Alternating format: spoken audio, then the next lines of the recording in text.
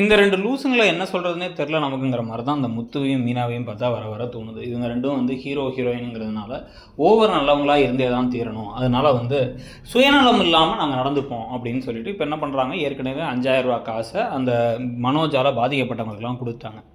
இது நடந்து முடிஞ்சதுக்கு பிறகு வந்து பார்த்தீங்கன்னா, இப்போ வந்து எல்லாம் அழுதுட்டு இருக்காங்க. எல்லாம் உட்காந்து குமுறுன்னு குமுறிக்கிட்டு இருக்காங்க. என்ன பண்ணுறதுன்னு தெரியல. மனோஜ் கண்ணு பார்வை திருப்பி வருமா வராதான்னு பயப்பட, டாக்டரை பார்த்து பேச, அவர் வந்து ஒரு சர்ஜரி பண்ணியிருக்கோம். அவர் கொஞ்சம் ஆறுதலாக மட்டும் பேசுங்க அப்படின்னு எல்லாம் சொல்லிக்கிட்டு இருக்கும் பொழுது, இப்போ அந்த ஹாஸ்பிட்டல் ஃபீஸ் எல்லாம் கட்ட வேண்டியது இருக்குது. ஸோ அதுக்கு எவ்வளோ ஆகும்னா, முதல்ல ஒரு 75,000 மட்டுமாச்சும் கட்டிடுங்க அப்படிங்கிறாங்க. உடனே இது என்ன பண்ணுதுங்க, யாரையோ கடனெல்லாம் வாங்கி முத்து மீனாவும் தான் கட்டுறாங்க. ஆக்சுவலாக வந்து ஒரு ஷோரூம் வச்சுருக்காரு மனோஜ். அவர் கையில் காசு இருக்குது. அவர் நினச்சா என்ன வேணாலும் பண்ணலாம். இல்லை வந்து அவங்க ஏற்பாடுகள் பண்ணலாம். அவங்களோட இதை வச்சு ரோஹிணி அங்கே தான் இருக்காங்க. ரோஹிணி ஏற்பாடு பண்ண சொல்லலாம்.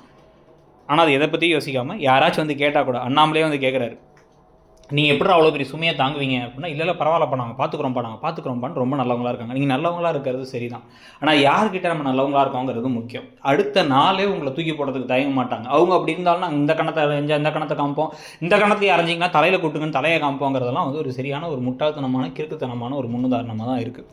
ஸோ இப்போ இது நடந்துகிட்டு இருக்கும் பொழுதே இப்போ வந்து பார்த்தீங்கன்னா, இது நடந்து முடிஞ்சு அவரை வந்து போய் பார்த்து, மனோஜை போய் பார்த்து அவர் அழ ஆரம்பித்து, எனக்கு யாருமே தெரில, இங்கே இருக்கீங்க நான் தெரில அப்படின்னா புலம்பும் போது அவருக்கு நிறைய ஆறுதல்லாம் சொன்னதுக்கு பிறகு, நான் அவன் கூட இருக்கேன்னு கட்டி பிடிச்சிட்டு இருக்காங்க ரோகிணி.